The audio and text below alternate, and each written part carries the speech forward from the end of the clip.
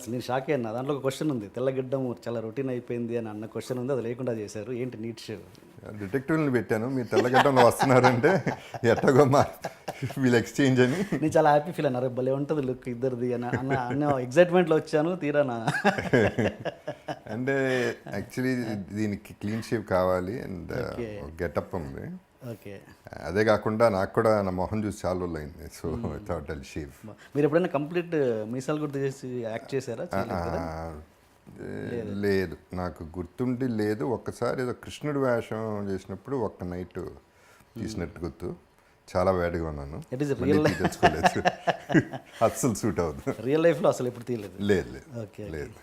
Okay sir, మామూలుగా మన ఉద్దేశాలు, మన ఐడియాలజీ వేరే వ్యక్తుల్లో చూసినప్పుడు చాలా హ్యాపీగా అనిపిస్తుంటుంది. అండ్ మిమ్మల్ని చూస్తుంటే ఏదో మన ఇంట్లో మనిషి, మన మనిషి అన్న ఫీలింగ్ వస్తుంటుంది. ఇదేది ముఖస్తుతి కోసం చెప్తున్న మాట కాదు.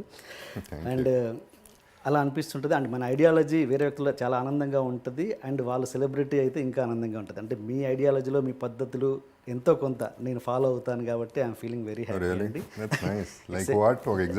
Except cigarettes and gambling.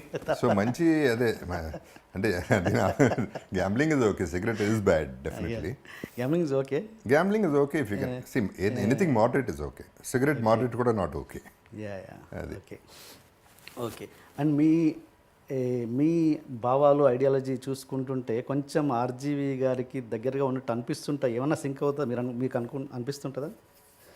ఏ విషయాలు ఎప్పుడు ఆలోచించాలా, ఎప్పుడు మా ఇద్దరికి ఆర్గ్యుమెంట్ అవుతుంది తప్ప ఎప్పుడు ఫ్రెండ్లీ డిస్కషన్ పెద్దగా ఎప్పుడు అవ్వలేదు అనుకుంటున్నా. నాకు గుర్తు I don't know like what, అసలు ఎందుకు వచ్చింది ఆ థాట్? ఇది ఆర్జీవి కంపారిజన్ ఎందుకు వచ్చింది? చాలా ఓపెన్గా మాట్లాడుతుంటారు ఆయన కూడా మీలాగే.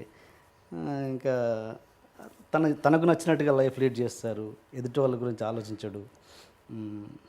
అట్టా చూస్తే చాలా డిఫరెన్స్ ఉందండి. అంటే నేను ఇంకా చాలా రెస్ట్రిక్టెడ్, తను జీవించేస్తున్నాడు, నేను అప్పుడప్పుడు బతకటానికి ట్రై చేస్తున్నాను. సో తేడా ఉంది. అండ్ యాక్టింగ్ నిజమా? నిజమే, తను 100% తను ఫీల్ అయ్యేదని చెప్తాడు అంతే. అంటే యాక్టింగ్ ఏముంటుంది, ఇంకా అంత ఓపెన్గా మాట్లాడిన తర్వాత యాక్టింగ్ ఏముంటుంది? ఓకే ఓకే అండి. అంటే మీకు పెద్ద ఫ్యాన్ అని చెప్పలేను కానీ నేను డెఫినెట్గా ఐ రెస్పెక్ట్ యూ లాట్ అండి. I love your ideology and I love the way you live. Definitely thank you so much.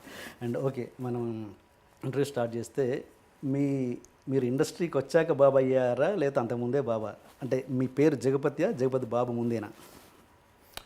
తర్వాత బాబు లేదు, నా పేరు జగపతిరావు, అది కూడా మా తాతగారి పేరు. జగపతి బ్యానర్ కూడా తాతగారి పేరు, నా పేరు కాదు. ఓకే.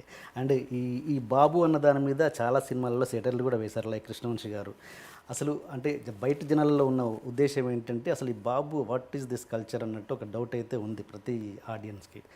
అండ్ ఏంటి అంటే మిమ్మల్ని ముద్దుగా బాబు అని పిలుస్తుంటారా హీరోలని, లేకపోతే ఒక రెస్పెక్టా? అది ఏంటి, దాని బ్యాక్గ్రౌండ్ ఏంటి? యాక్చువల్లీ నాకు తెలిసి కన్వీనియన్స్ కోసం చేసిన పని అది. ఓకే. ఇప్పుడు ఒక పెద్ద హీరో ఉన్నాడు, పేరుతో పిలవలే, గారు అండి అనేది మళ్ళీ కొంచెం దూరం అయిపోతుంది ఒక రిలేషన్షిప్, ఒక డైరెక్టర్కి. ఐఎమ్ జస్ట్ థింకింగ్, ఇది నా థాట్. కో ఆర్టిస్ట్కి కానీ పిలవటానికి కానీ ఇట్ బికాస్ కన్వీనియన్స్కి బాబు అంటే రెస్పెక్ట్ ఉంది. ఒక రెండు రకాలు ఉన్నాయి, పెట్ నేమ్ లాగానే ఉంది, ఒక రెస్పెక్ట్ ఉంది, ముద్దుగా ఉంటుంది, రెండు మిక్స్ అయి ఉంటాయి కాబట్టి కన్వీనియంట్గా ఉంటుందని నా ఫీలింగ్. Okay okay. అంటే నాకు తెలిసి మీరు ట్రైన్డ్ ఆర్టిస్ట్ ఏం కాదు, అంటే ఫస్ట్ మీరు నేర్చుకున్నారు ఏం లేదు కదా, డైరెక్ట్ యాక్టర్ అయ్యారు? ఆల్మోస్ట్ అండి. అంటే మధు ఇన్స్టిట్యూట్లో చేశాను కానీ వెరీ హార్డ్లీ. ఓకే. అంటే మామూలు వాళ్ళ యాడ్లో ఫొటోస్ వేస్తుంటారు శ్రీకాంత్ గారిది, మరి మీరు ఎప్పుడు చూడలేదు అందుకని? చాలా తక్కువ, అంటే ప్రాబ్లీ నాకు గుర్తులేదు, 1-2 months చేశాను, మరి గుర్తులేదు. వినోద్ బాలా వాజ్ దేర్, అంతవరకు గుర్తుంది నాకు. Okay okay. ఇంకెవరు గుర్తులేరు అసలు అక్కడ. సో ఆల్మోస్ట్ నో అన్నట్టే. Okay okay. అండ్ నేను ఎందుకు అడుగుతున్నానంటే క్వశ్చన్, అంటే చాలామంది బయట ప్రేక్షకులలో ఈ వంశపారపర్యం అన్నది రాజకీయాల్లోనే కాదు ఇండస్ట్రీలో ఉందన్నది అందరికీ తెలుసు. అంటే చాలా ఒక ఒపీనియన్, బ్యాడ్ ఒపీనియన్ ఏముంది అంటే ఈ వంశపారపర్యంగా ఎందుకు మమ్మల్ని రుద్దుతున్నారు, అలవాటు చేసి వాళ్ళని సక్సెస్ చేస్తున్నారు అని ఒక ఒపీనియన్ అయితే ఉంది. మీ కెరీర్ స్టార్ట్ చేస్తున్నప్పుడు మీరు కూడా మీ నాన్నగారు ప్రొడ్యూసరు, ఆయన కొడుకుగా మీరు ఎంటర్ అయ్యారు. మీ మీద మీ నటన చూసి బయట వాళ్ళు అలాంటి కామెంట్స్ ఏమన్నా చేసిన సందర్భాలు ఉన్నాయా మొదట్లో? ఇప్పుడు కాదు, డైరెక్ట్గా లేదండి. ఇప్పుడు ఒకటి ఏంటంటే ఇంట్రడక్షన్ వరకు నాన్నగారు ఉపయోగపడతారండి. ఆ తర్వాత ఎందుకు ఉపయోగపడతారు ఎవరైనా? అది ఎంట్రీ టికెట్, ఒక admission. Okay. It's simple entry. మాకేంటంటే జస్ట్ ఓకే Simple entry, మా అబ్బాయి పెట్టుకోండి, లేకపోతే నేను తీస్తా సినిమా యా. అనేది ఎంట్రీ. వీసా ఇప్పుడు పాస్పోర్ట్ వచ్చింది, బేసిక్లీ వీసా రాలా, సిటిజన్ అవ్వాలా. అప్పుడు సిటిజన్ మనం అవ్వాలి.